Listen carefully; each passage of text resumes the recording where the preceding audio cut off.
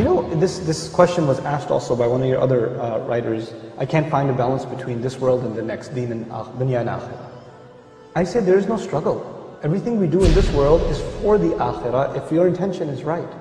If you're going to work for the right reasons, if you're staying away from evil deeds, if you're remembering Allah when you're supposed to, if you're eating what you're supposed to eat, if you're saying what you're supposed to say, you can live in this world and have a great time and still earn your Jannah. Allah doesn't want you to have a horrible time in this world. You know, I don't know why we have this concept that we have to kind of cut ourselves off from this world to earn Jannah. No. You have to make the most of this world to earn Jannah.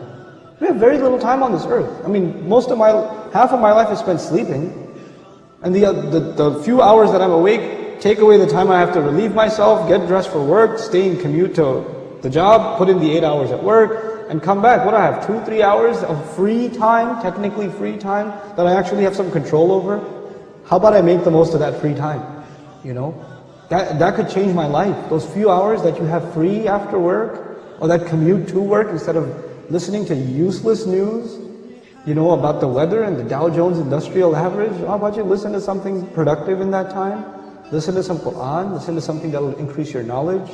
Listen to, you know, a good discussion that will help you understand things better. Memorize du'as at that time. Do something more productive. And in your free time, do good things. Make a routine out of going to the masjid regularly. You know, every Isha, you catch every Isha. Before you start your work day, you catch every Fajr in the masjid. Add some small good routines in your life, and how much good will come out of your life is amazing. Another of your listeners asked, how can I improve my character? Step 1, do no harm. Stop doing bad things. Don't talk about adding good deeds until you get rid of bad deeds. You know, you can't talk about giving a patient medicine until you stop the bleeding first. It doesn't make any sense, you know.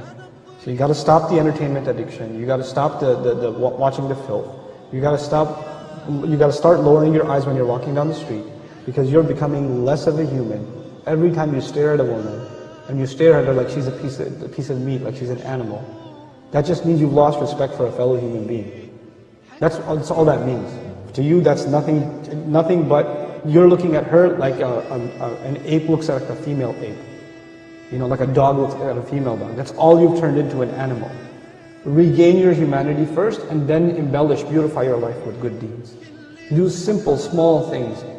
Perfect your prayer, memorize a few supplications, try to, you know, be honest in your workplace, be kind to your mother. These are not complicated things. This is what the Creator wants from us. That's all He wants. But if someone says, why? Why does He want this from me? What is it? Is this benefiting Him? That's a great question. Everything Allah wants from us, one of His names is Al-Ghani. Ghani means someone who doesn't need anything.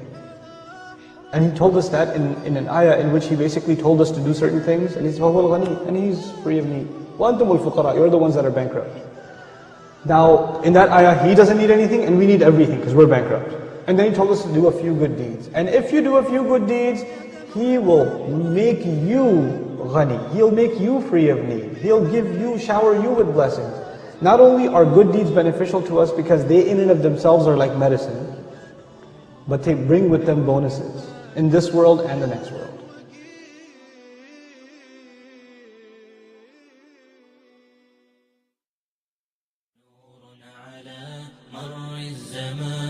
تألقا وأضاء للدنيا طريقا مشرقا وهدى من الرحمن يهدينا به للصالحات وللمكارم والتقى نور على مر الزمان تألقا وأضاء للدنيا